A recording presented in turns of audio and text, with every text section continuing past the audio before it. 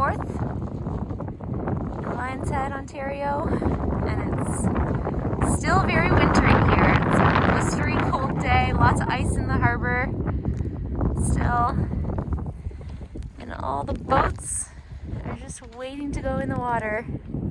Still about a month and a half or so before we go in, so lots of time to get work done, but it's cold. Okay, hi, I'm Casey. We're back on Comista. We're back. And Mike has an update. We have new fiberglass on the blackwater tank. No more pee-pee smell. Magic. Yeah, magic. It just happened overnight? Yep, just happened overnight. I didn't film anything as per usual, but what I did do was grind down the corner and exposed all the fiberglass, dug out the cracks, and it turns out there was several holes along the way where the fiberglass met. Ground it all down, washed it with acetone, and then mixed up thickened epoxy with silica to patch the holes along the way. Let that set for a little bit, and then did 2 layers of 12-ounce biaxial cloth. And you said it was like hard to bend around the corner? It was hard to bend. Initially I cut one large piece, but just the way that the glass sort of strands laid, it was very difficult to bend it over the corner. So I quickly realized and abandoned that, and then ended up doing smaller chunks of fiberglass, and then just took the time to wet it out and roll it. What kind of roller do you use for that? One of these, I don't know what that is, an aluminum roller that essentially allows you to squeeze out extra resin as you go along, and helps keep the fiberglass down and sticking to the old fiberglass. So there's no attachment that goes on that. That just is what you roll with. This? Yeah. Yeah. Yep. Except last time I used this, I didn't soak it in acetone, and now it's useless. It doesn't spin. It's supposed to spin. Oh. Yeah. So this one's probably garbage. That's too bad. Yep. But yeah, we're one step closer now. So now I'll have to give it a light sand. This started because when the blackwater tank was getting too full, the weight was pushing out on it, making it bow. And as a result, we believe over time, that's what created the cracking. Mm-hmm. So what I plan to do is reinforce this wall with plywood. So with a structure that will be braced with cross members and tabbed through the liner at the bottom. And that will just essentially create some rigidity so that the boat, when it heals or when the tank gets too full, doesn't have that movement. Mm-hmm. So I was under like an incredibly wrong impression when we first evaluated this situation, because I actually thought that this gray panel was like a tank insert, but the whole thing is actually glassed into the boat. Like the tank is fiberglassed into the boat. So that was I was a little worried that this portion would actually be plastic or some sort of plastic insert like you. I wasn't sure what it was going to be, but luckily once we started grinding it down with the grinder, it's just a thin layer of fiberglass. It's just a fiberglass sheet that's glassed into the liner at the bottom and then glassed into the top. So made it fairly easy, although extremely dusty and gross, but fairly easy to like just expose all the. Yeah, you can still see the remnants of the dust, despite I mean, your this is very after long vacuuming. Yeah. This blue Bosch box was once white with just covered in dust. You're happy with it, how it turned out? Yep. Yep. So that's good that this is done. Maybe we'll just give it a quick coat of ugly cream-colored paint so that it just isn't as noticeable. But it's going to be underneath the bed structure anyway, so no one's going to see it. The next steps beyond this is to rebuild the anchor locker. I don't know if the pieces are in the boat that I fiberglassed. The bilge paint still needs to be ground off and the fiberglass exposed and prepped for the rebuild of the anchor locker. Right now, every time it rains, it's just raining into the boat through the anchor hatch. But you do have a fancy tarp. I did. I set created a up custom outside tarp. Yeah, by taking a larger tarp and just cutting it into a triangle and then adding grommets. now. Yeah. These are the fiberglass pieces that will make up the new anchor locker structure.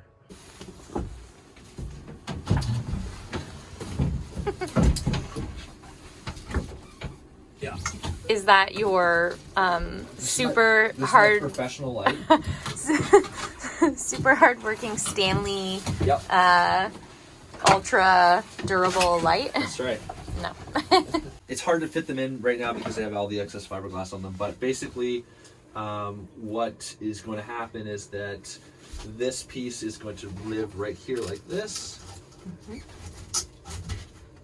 obviously it doesn't fit because it's not Well, prepped with the fiberglass and yet. it still has like these really like sharp little edges. Yes. These are actually so sharp. Yes. They're like little teeth. But essentially this is going to be the new structure. It's going to be something like this with an angle so that when the water comes into the anchor locker, it will have a slope necessary to drain into the drain.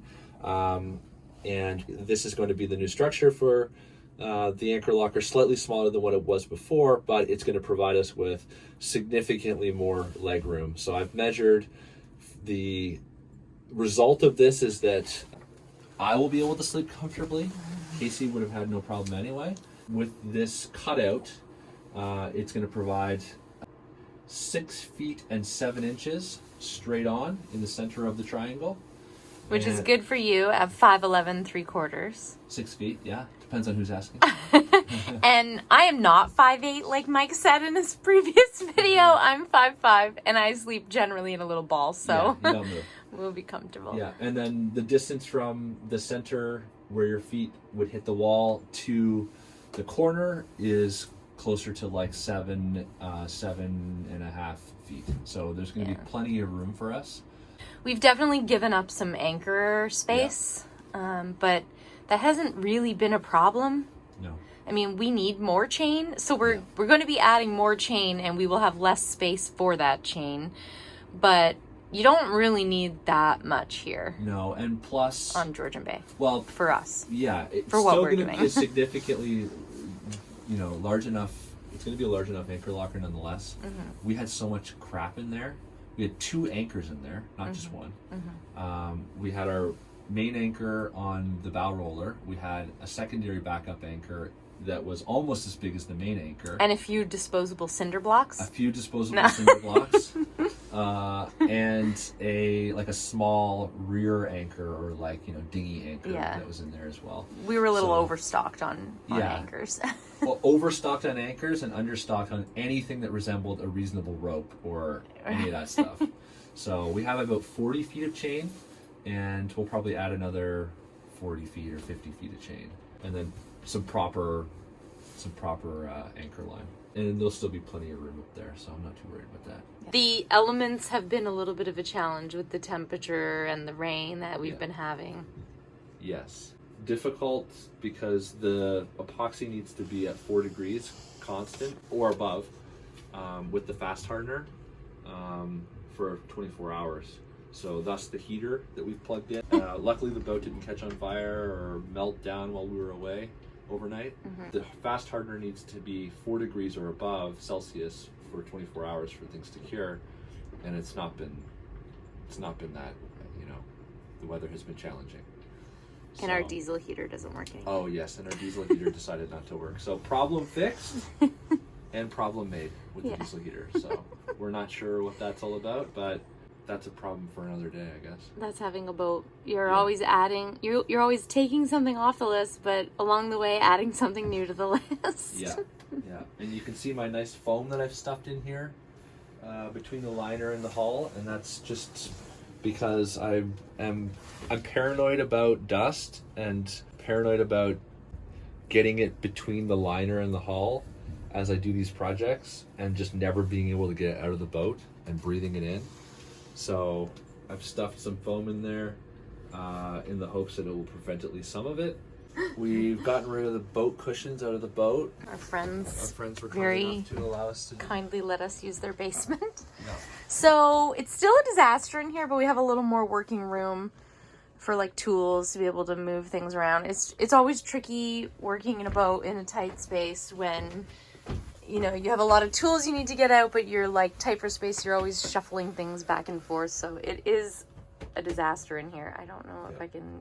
Yeah, the other things, There we the other updates that we've done, work we did yesterday, is you removed the cabinet above the galley there. Yeah. We had a leaking jib sheet track. But basically, we have kind of always had this little bit of a weird leak over here where anytime we would come back to the boat after rain, there'd be a collection of water in this bottom corner here. And we were noticing that this cabinet was like pretty damp looking from the inside. So you can see like this is what it normally looks like. It's like a box that's inserted in. This one's been rebuilt. Mike did a really nice job of that. And so this one hadn't been redone at all. You can see we kind of like pulled the box out and we're looking in behind and we saw there's like quite a bit of moisture buildup. It's drying out now, but this was all quite moist. And what we realized is that these screws that are coming through the hull, which are part of our jib track, were leaking quite a bit. You can see the remnants of like the water leakage there. So we tightened them down, put some sealant in there. It's probably a dodgy patch job, but if we did anything else, we'd have to take the whole track off. So we're just gonna see if this works. That's why we had our really fancy blue bucket in here, which was set in here like this underneath the screws, just to see in the next rainfall what kind of water is coming through, if any. So if there's water coming through still, we'll just do the full thing and take the track off and reseat it. But we ideally don't want to do that. So we're taking a shortcut and seeing if it works and realizing that we may need to do a deeper dive later. So that's in progress. And then, as we were saying, our diesel heater started airing out yesterday. So we're getting this E6, which in the manual for this like knockoff, It's a Vivor. yeah, it's a Vivor. For the manual, it says that it's not getting power, but it's if we clear the couple issues, yeah, a couple different things. So anyway, that's something we need to tackle. And then I'm also going to be checking in on the clamps to see that we don't have a diesel leak from the fuel line for the pump. So yeah, this is our rebuild of we kept the fascia for that cabinet. And people are probably looking at this like, this is the most disorganized boat everywhere, but I swear it's organized chaos. yeah, but this is what it is to have a boat. Yeah. Just, you know. So yeah, this is the drawer. So like we took that drawer out yesterday, or drawer, that like shelf, we took it out, but we wanted to keep the frame. So like the box was pretty rotten, so we binned the box, but we wanted to keep the fascia of the shelf, so we've kept that, and kind of got a little damaged in the process, so we did a little quick epoxy job just to fix that. The outside is fine, it's just the inside where we got a little piece that got kind of flaked off. So yeah, this is why this stuff is all sitting here like that.